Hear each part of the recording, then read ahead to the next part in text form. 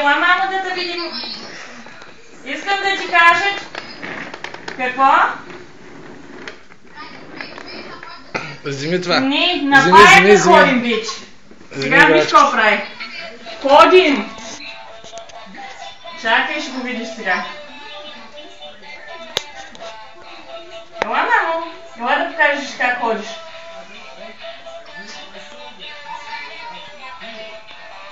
Какво? 78 см някъде, 80. Ами той още да ти кажа, бяхме навънка, като беше хубаво времето и на стадиона децата бягаха след една топка. И както стоеше, скочи на крака и хупна след топката, ама аз го държах под мишниците. Ма знаеш как бяга? И от тогава иска само да върви. И вчера той има един мъжки паяк, много хубав с колела отстрани, тежък, обаче не може да мърда с него и се ядосва. А той на враточетка ми женски, виж го розов. Обикаля насам натам, обаче е стабилен, стъпва на цялото ходило. И тя тая проматарова беше казал, той вика е много едър и ще проходи по-рано. Ма ние сме и високи, нали така? А?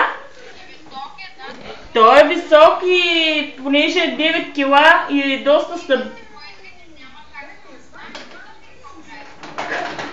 Ох, чакай, че ще ма сблъска. Какво, мамо? Виждаш ли го как върви насам натам?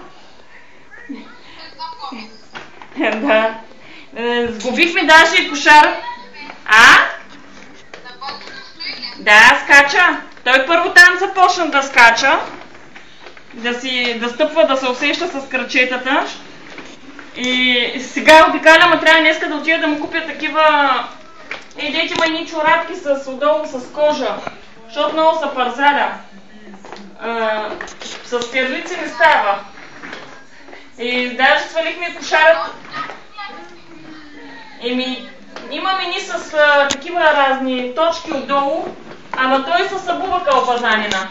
Настъпва ги или ги лапа. През цялото време, виж го прави крачки. Опасен, даже тая седмица...